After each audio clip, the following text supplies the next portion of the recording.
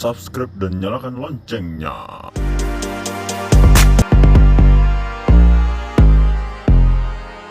Halo teman-teman, oke kembali lagi di channel kita Sersan Udara. Oke, di video kali ini kita akan membahas atau menjelaskan tentang apa itu Air Traffic Controller atau pemandu lalu lintas udara.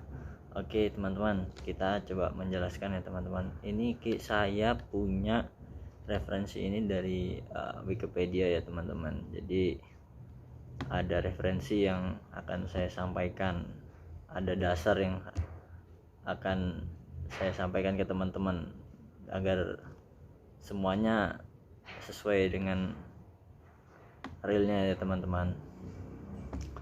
Oke, di sini teman-teman, pemandu lalu lintas udara adalah merupakan profesi pekerjaan teman-teman yang umumnya berfungsi memberikan pelayanan pemanduan lalu lintas udara, terutama terhadap lalu lintas penerbangan udara yang itu seperti pesawat terbang, helikopter maupun fixed wing atau rotary teman-teman. Untuk fixed wing itu maksudnya pesawat dengan sayap tetap seperti yang teman-teman sering terbang, airline yang misalkan terbang itu namanya pesawat yang jenisnya fixed wing teman-teman. Kalau rotary wing itu pesawat helikopter teman-teman. Oke, udah tahu untuk dua jenis pesawat ini, fixed wing dan rotary wing. Oke.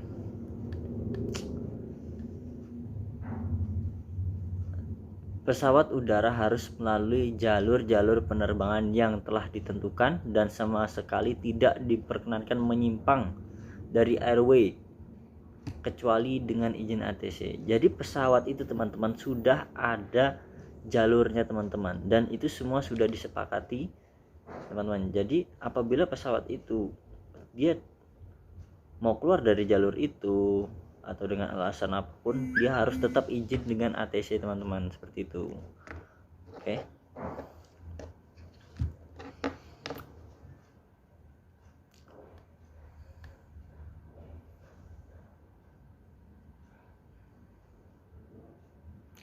Di sini peran ATC sangat besar dalam mencapai tujuan keselamatan penerbangan.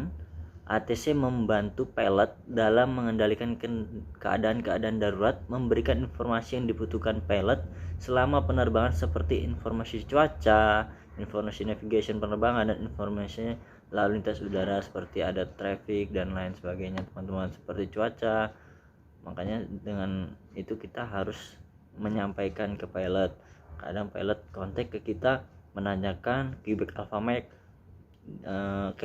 Mike di suatu bandar udara yang akan mau didarati oleh pesawat itu teman-teman, seperti menanyakan tentang angin direction, kecepatan angin, untuk visibility di suatu bandara itu, dia visibility-nya 10 km atau 5 km gitu teman-teman. Semakin jauh visibility atau misal 10 km berarti cuaca di saat itu adalah sangat-sangat clear teman, yang sangat bagus untuk dilakukan pendaratan. Seperti kita present weather saat itu, atau setelah itu ada yang namanya temperature, terus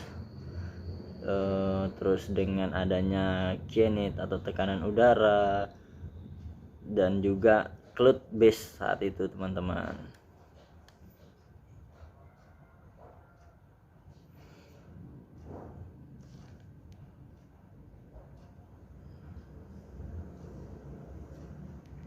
Air Traffic Controller adalah salah satu profesi termuda di dunia seperti profesi modern lainnya. Air Traffic Controller telah berkembang dari kesederhanaan menuju kompleksitas dan teknologi tinggi dan canggih. Profesi ini tidak ditemukan atau diciptakan dari berevolusi secara bertahap, didorong oleh kebutuhan. Meski saat ini peran Air Traffic Controller sangat dibutuhkan, masih banyak orang yang tidak mengenal profesi Air Traffic Controller.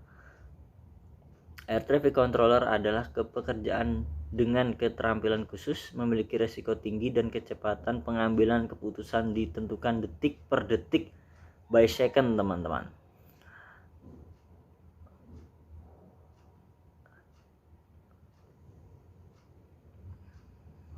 Jadi di seorang air traffic control, dia harus memiliki planning ahead, dan juga dia harus bisa menentukan atau mengambil keputusan dengan cepat. Karena kita logika aja teman-teman, karena pesawat itu jalan terus teman-teman, dan dia harus dipandu. Nah, dengan kata lain, ATC juga harus cepat mengambil keputusan ketika pilot kontak ada di sini soal cuaca dan lain-lain. ATC harus cepat dia mengambil keputusan. Oh, pesawat harus saya kesini kan. Oh, pesawat harus seperti ini. Yang pertama, yang pasti harus safety teman-teman, seperti itu.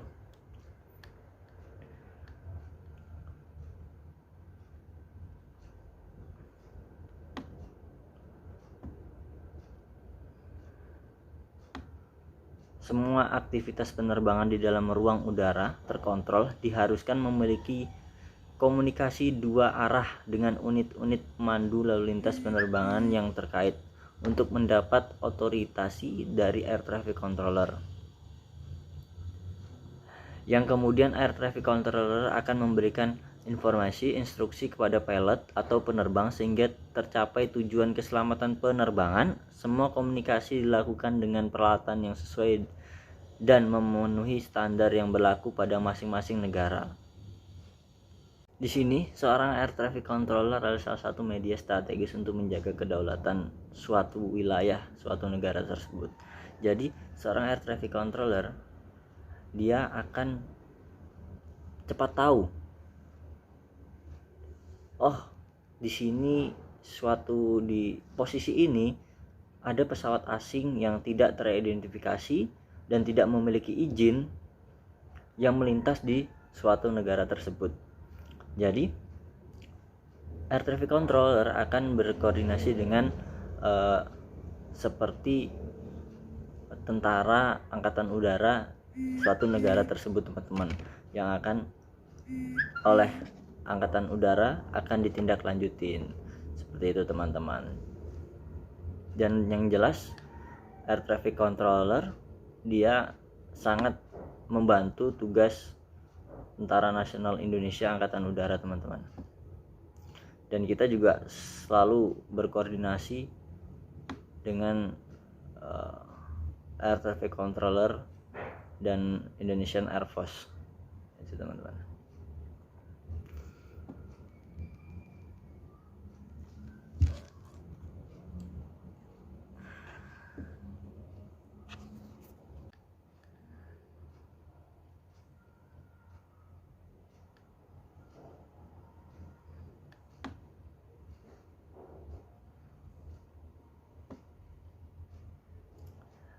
Di sini ada yang namanya beban kerja seorang air traffic controller teman-teman.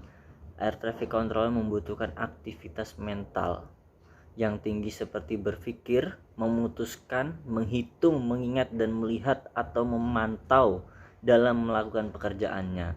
ATC dianggap sebagai salah satu pekerjaan yang memiliki tuntutan kerja tinggi dan merupakan salah satu profesi yang memiliki tingkat stres tinggi dikarenakan beban tanggung jawab pekerja ATC sangat berat yang mempertaruhkan nyawa penumpang pesawat udara dan seluruh awak pesawat tersebut.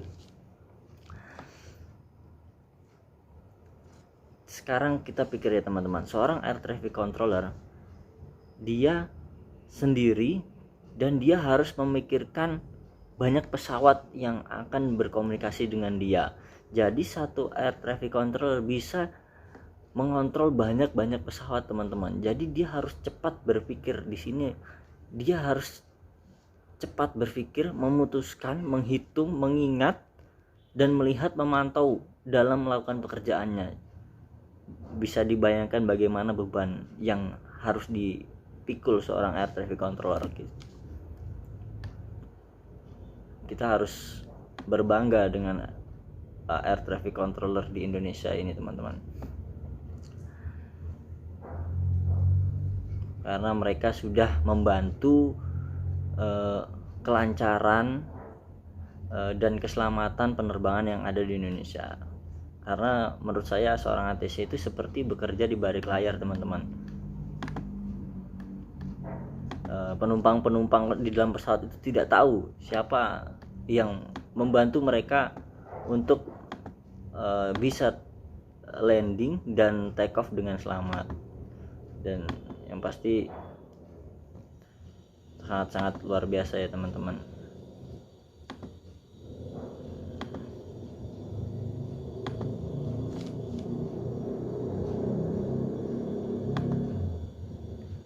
Dan jelas semua pekerjaan itu baik teman-teman, dan semuanya saling membantu. Seperti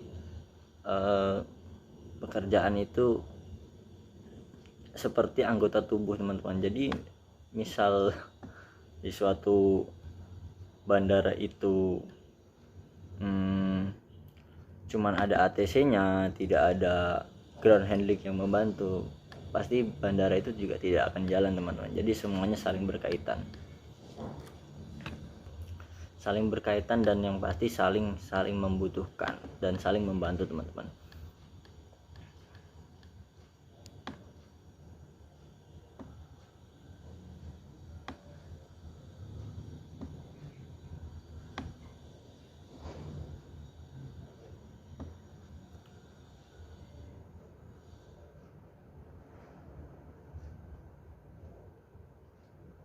Dan di sini seorang air traffic controller wajib memiliki kemampuan berbahasa Inggris yang menunjukkan kemampuan untuk berbicara, memahami bahasa Inggris yang sesuai dengan standar internasional yang ditetapkan dalam persyaratan kompetensi bahasa dalam Appendix 1 dan Attachment A pada IQ Annex 1 Personal Licensing. Kemampuan berbahasa Inggris itu dibuktikan dengan adanya sertifikat IQ Language Proficiency yang memiliki paling rendah level 4 yang masih berlaku seperti itu. Jadi kalau sudah tidak aktif lagi lisensi GLP-nya teman-teman, mereka tidak boleh untuk mengontrol teman-teman.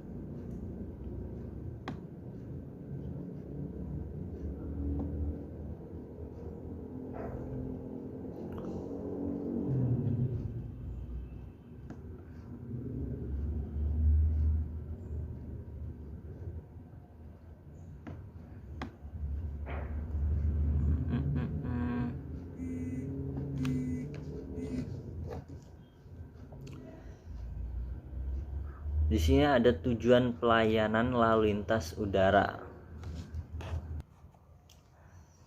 Oke, di sini ada tujuan pelayanan lalu lintas udara yang biasa disebut dengan 5 Objective of Air Traffic Services.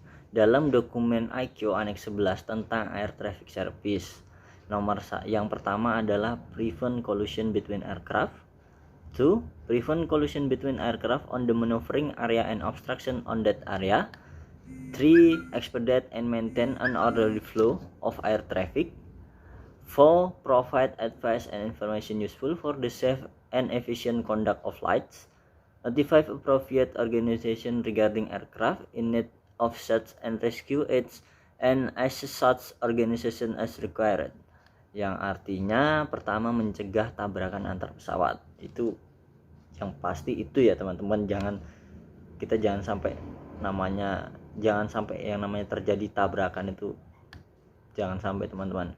Nomor 2 itu mencegah tabrakan antar pesawat di area pergerakan rintangan di area tersebut. 3. Mempercepat dan mempertahankan pergerakan lalu lintas udara. Mempercepat yang pasti jangan sampai ini ya teman-teman, harus efisien gitu teman-teman, efisien dan cepat. Memberikan saran informasi yang berguna untuk keselamatan dan efisien pengaturan lalu lintas udara. Ya, yang contoh yang sudah sebelumnya saya jelaskan yaitu memberikan informasi seperti weather itu teman-teman, memberikan informasi cap ada CB to northeast gitu, gitu, seperti itu teman-teman. Memberitahukan kepada organisasi yang berwenang dalam pencarian pesawat yang memerlukan pencarian dan pertolongan sesuai dengan organisasi yang dipersyaratkan. Di sini seorang ATC akan berkoordinasi dengan another unit dan unit-unit lain ya teman-teman. Dan di sini ada jenis pelayanan lalu lintas udara teman-teman, sesuai dengan tujuan pemberian Air Traffic Service Annex 11 yaitu ICAO. ICAO itu International Civil Aviation Organization. Tahun 1998 pelayan lalu lintas udara terdiri dari 3 layanan, yaitu Aerodrome Control Service, Approach Control Service, dan Area Control Service teman-teman. Aerodrome Control Service yaitu ADC, yaitu adalah tower teman-teman. Untuk Approach Control Service atau APP teman-teman, dan Area Control Service itu ACC, dia semakin tinggi ya teman-teman.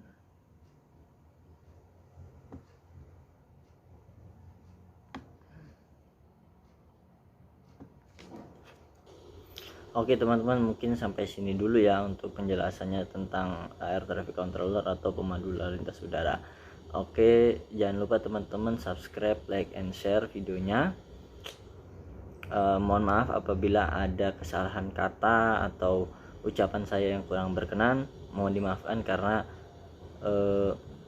kesalahan semuanya ada di diri saya, dan kebenaran itu hanya milik Allah Subhanahu wa Ta'ala. Oke, terima kasih. Assalamualaikum warahmatullahi wabarakatuh. Terus kunjungi channel Sersan Udara.